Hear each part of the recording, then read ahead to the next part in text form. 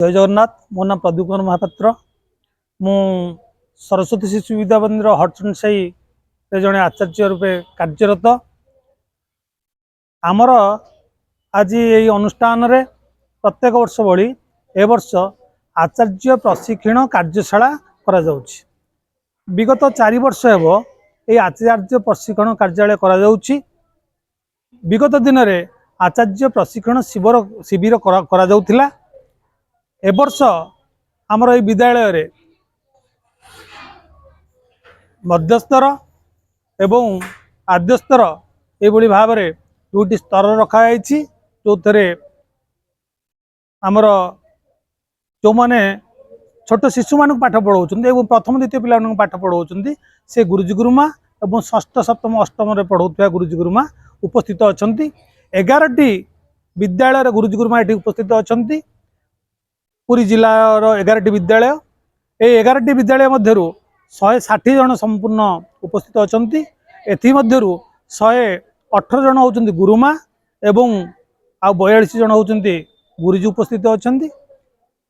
ये जो कार्य करिवार ये जो कार्यशाला प्रमुख उद्देश्य होची प्रत्येक वर्ष भली आम गुरुजी गुरुमा किसी नूतन कार्यपंथा माध्यम नूतन पिला मानक किभଳି भाव भल भाव पढ़ा जाई परिबो सरस सुंदर करा जाई परिबो तांकर पाठपढ़ा शैली को से विषय रे कार्यशाला आम प्रस्तुत हेउ प्रस्तुत हेबा परे स्थानीय विद्यालय मानकरे से कार्यटी त्वरान्वित करा जाए एवं पिला मानक माने जो कार्यक्रम करछोंती जो पिला मानक पाठपढ़ा पढुछोंती सेटा केमिति पके होउची आमर आमर एठी प्रस्तुति कार्य हुए आम समस्ते शिखु प्रत्येक वर्ष आम शिखु आम रिफ्रेश हो अर्थात तो आम भूली जाइथिबा कथाटा को पुणी मन पकाऊ नूतन कथाटा को पुणी आग्रह सहित ग्रहण करूँ जहाँ फल आगामी दिन जो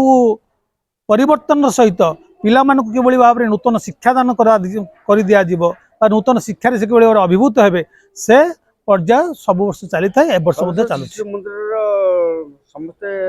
सब जगह जेतुरा पूरी सहज अछि आज्ञा से माने कहउछन जे हमें सरस्वती शिशु मंदिर समस्त को विद्यादान करिकि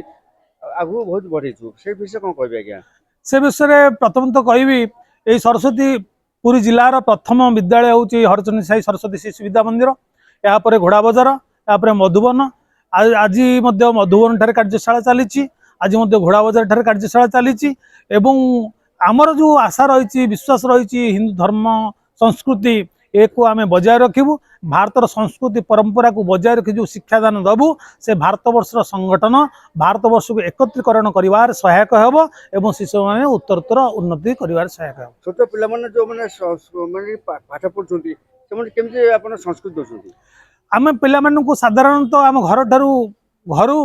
विद्यालय सबु जगह किभଳି भाव में संस्कार शिक्षा से प्रेरित करूँ यथासंभव प्रेरित करताऊ जेमिति कि से घर आसिले बापा माँ को प्रणाम करवा तुलसी चौरा विषय से विषय जानिबा जगन्नाथ महाप्रभु विषय जानिबा तार कुलदेवता सम्बन्ध जानिबा एवं आमर जो ये जो परिवेश रहा गुरुजी गुरुमा स्नेह श्रद्धा सहित गुरुजी गुरुमा को माने गुरुजी गुरुमा को प्रणाम करवा एवं गुरुजी गुरुमा स्नेह श्रद्धार कोमलमती शिशुटी सुंदर फुलटी प्रस्फुटित